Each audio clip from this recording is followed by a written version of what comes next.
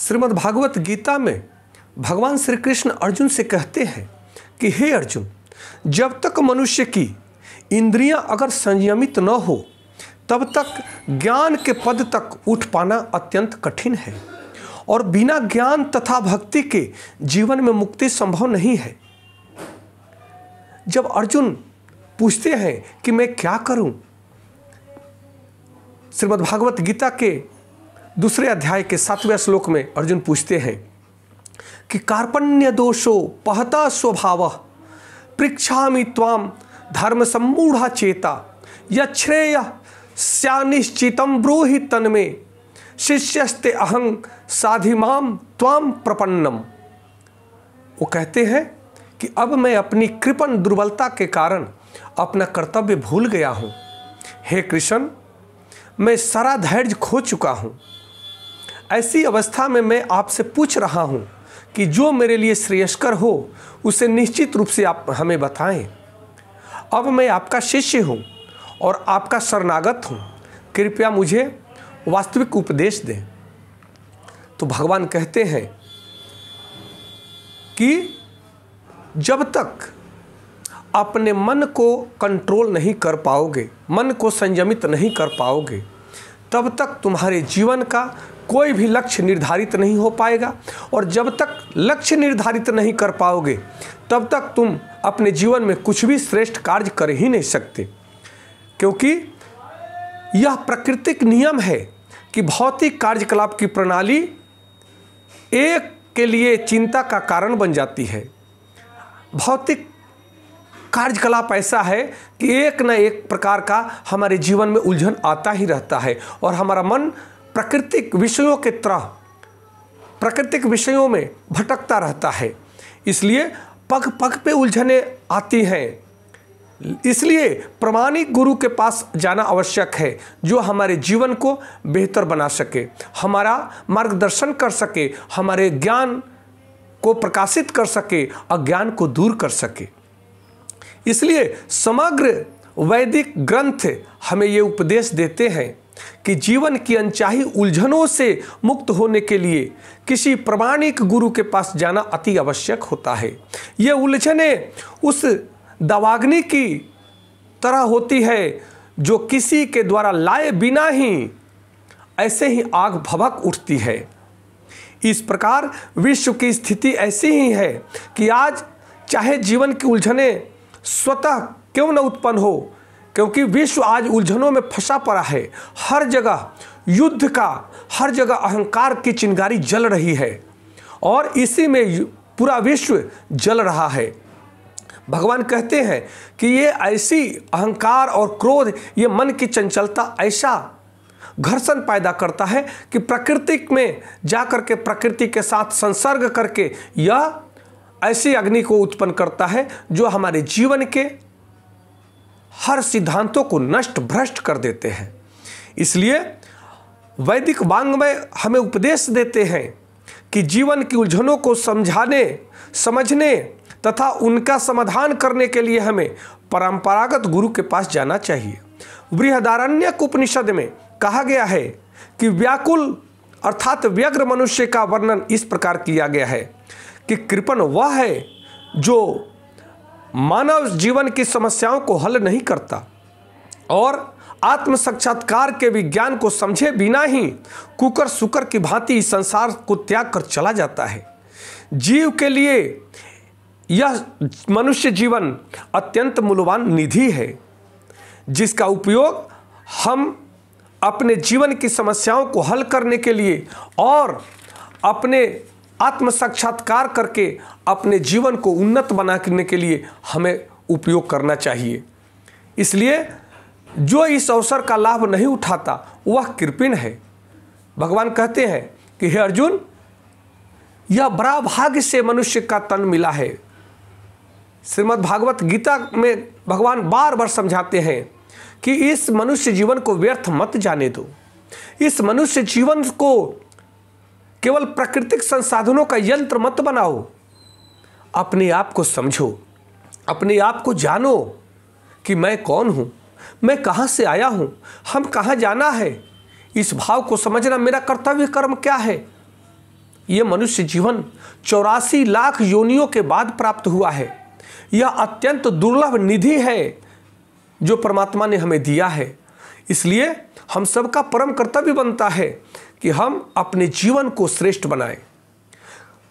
आध्यात्मिक ज्ञान में आपकी उन्नति तभी हो सकती है, तभी हो पाएगी जब आपका शारीरिक क्षमता मजबूत हो, क्योंकि एक स्वस्थ शरीर में ही एक स्वस्थ मस्तिष्क होता है। और जब तन और मन अर्थात शरीर और मस्तिष्क स्वस्थ होते हैं, उसी में आत्मा स्वस्थ होती है। क्योंकि आत्मा जब शरीर के संसर्ग में रहने के कारण शरीर मन के दुर्बलता, मन की व्यग्रता के साथ वो भी परेशान होता है। इसलिए हमारा कर्तव्य है कि सबसे पहले हम अपने शरीर को स्वस्थ रखें, हम अपने मन को स्वस्थ रखें और स्वस्थ मन से स्वस्थ विचार करें कि हम क्या कर रहे हैं और हमें क्या करना चाहिए। स्वस्थ निर्णय लेने वाला व्यक्ति वह निष्पक्ष होता है, वह न पक्ष में होता है न विपक्ष में होता है, वह निष्पक्ष होता है। और जो निष्पक्ष कार्य करता है वही सत्य को जान सकता है। आज सत्य को समझने की बहुत आवश्यकता इसलिए है कि हम असत्य में ही उलझ करके सदा दुखी होते हैं, व्यग्र होते हैं, परेशान होते हैं। सत्य में तो कोई उलझन है ही नहीं, सच्चाई में तो कोई उलझन है ही नहीं। जब व्यक्ति झूठ बोलता है तो एक झूठ को छुपाने के लिए अनेकों झूठ का प्रोपगंडा रचता है और उसके मन में कई प्रकार की व्यग्रता विचार चलने लगते हैं। और जब ज़्यादा विचार चलता है तो मन में व्यग्रता उठता है और मन की व्यग्रता व्यक्ति का हृदय की गति इतना बढ़ा देता है कि हृदय घात हो जाता है, ब्रेन हेमरेज हो जाता है और वह अपना अच्छा खासा जीवन को नष्ट कर देता है। तो सत्य और असत्य को जानना क्यों जरूरी है, इस बात को समझना जरूरी है। क्योंकि सत्य रास्ते पर आप चलते हैं तब आपका दिमाग सात्विक विचारधारा के साथ चलता है, वह इधर उधर की बातों को तनिक भी न ग्रहण करता है न उसमें उलझता है। और सबसे ज़्यादा उलझन वैसी में है जहाँ झूठ है, फरेब है, बेईमानी है, शैतानी है, बलात्कार है, व्यभिचार है। इस बातों ने मनुष्य को रोगी बना रखा है। अध्यात्म कोई अंधकार में अंधभक्ति नहीं है, अध्यात्म विज्ञान है। यह सर्वश्रेष्ठ विज्ञान है। अध्यात्म से ही हर विज्ञान उत्पन्न होता है। अध्यात्म ज्ञान हमारे जीवन को उन्नत बनाता है, हमारे समाज को उन्नत बनाता है, परिवार को उन्नत बनाता है, क्योंकि हमारा विचार उन्नत होता है।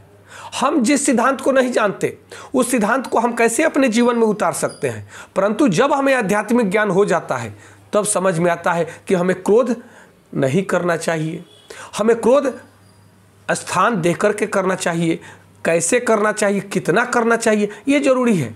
क्योंकि काम, क्रोध, मद, लोभ, ईर्ष्या, द्वेष, अहंकार ये शत्रु नहीं है, ये हमारे अंगरक्षक है।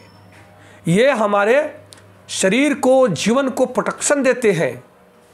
परंतु दुष्ट के पास क्रोध करके उससे लड़ोगे तो जीतोगे, अपनी रक्षा कर पाओगे। परंतु हर जगह क्रोध करोगे तो आप क्रोधी बन करके आपका बीपी हाई हो जाएगा, आपका स्वभाव ही क्रोधी हो जाएगा। तो संयम करना जरूरी है। क्रोध क्या है? एक रिवाल्वर है। जैसे बार बार किसी के पास रिवाल्वर है, वो बार बार सब पे रिवाल्वर ताने तो उसके रिवाल्वर का भी महत्व तो खत्म हो जाता है। और अगर कुछ उसने फायर कर दिया तो वो उसका जीवन तो चला गया। उसी प्रकार से क्रोध करें परंतु जगह देख के करें, कहाँ करना है, कितना करना है, इसका संयमन करना ही हमें अध्यात्म ज्ञान सिखलाता है। और नहीं तो आज सारी समस्याओं का जड़ क्रोध ही है। बात बात में क्रोध कर रहे हैं, हमें उसका लिमिट का पता ही नहीं है, हमें उसका संयमन का पता ही नहीं है। इसीलिए कहा गया है क्रोध करे। अहंकार भी जरूरी है, परंतु कितना अहंकार जरूरी है। कहा जाता है ना कि ये आत्मा का 4 अंग है, मन, बुद्धि, चित्त, अहंकार, फिर आत्मा। 5वें परत पे आत्मा है। जैसे अन्नमय कोश, प्राणमय कोश, ज्ञानमय कोश, विज्ञानमय कोश और आनंदमय कोश। वही मन, बुद्धि, चित्त, अहंकार और आत्मा। इस भाव को समझना जरूरी है। अहंकार एक होता है कि मैं विद्वान हूँ, मैं ज्ञानी हूँ, मैं संयमित हूँ, और नहीं तो ढुलमुल नीति में हम कुछ है ही नहीं, हम कुछ है ही नहीं। तो कुछ है ही नहीं तो वो व्यक्ति कुछ कर नहीं सकता। ध्यान रखना, जो जिसके अंदर आत्मविश्वास हो, एक अहंकार आता है जो आत्मविश्वास को मजबूत करता है। कॉन्फिडेंस, सेल्फ कॉन्फिडेंस होना जरूरी है। कहा जाता है ना कि बिना आत्मविश्वास के परमात्म विश्वास भी नहीं हो पाएगा। बिना आत्मविश्वास के कोई किसी कार्य को करने के लिए निर्णय नहीं ले सकता है। जब निर्णय लेने की क्षमता जिसमें नहीं है वो कोई कार्य नहीं कर सकता है। परंतु ये अहंकार बहुत घातक हो जाता है कि मैं ही विद्वान हूँ, मैं विद्वान हूँ परंतु और लोग भी विद्वान हैं, मैं ज्ञानी हूँ और सब ज्ञानी है, परंतु मैं ही विद्वान हूँ और सब मूर्ख हैं, मैं ही ज्ञानी हूँ और सब अज्ञानी है। ये अहंकार बढ़ जाता है और यह अहंकार आपके बुद्धि विवेक को भ्रमित कर देता है, नष्ट कर देता है।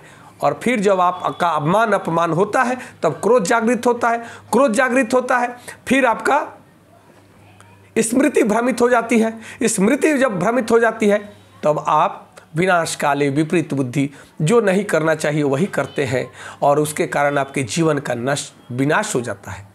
तो इस भाव को समझना जरूरी है। अध्यात्म ज्ञान क्यों जरूरी है? श्रीमद् भागवत गीता का ज्ञान क्यों जरूरी है? रामचरितमानस का ज्ञान, रामायण का ज्ञान हमें क्यों जरूरत है? वेद उपनिषदों का ज्ञान क्यों जरूरी है? यह हमारे जीवन को बेहतर बनाता है। ये राजविद्या है, ये ऋषि विद्या है, ये मनुष्य को देवता बनाने का सिद्धांत है। जो व्यक्ति इन आचरणों को, इन शुद्ध आचरणों को, दैवी संपद को जो अपने जीवन में धारण करता है वो स्वयं ही देवी और देवता बन जाता है। मनुष्य ही तो बेहतर आचरण करके, बेहतर कल्याणक कार्य करके देवत्व को प्राप्त करता है। तो इसलिए हम सबका परम कर्तव्य है कि हम श्रीमद् भागवत गीता के गूढ़ रहस्यों को जानें, तभी हमारा और आपका कल्याण संभव है। जय श्री कृष्ण, जय श्री राम।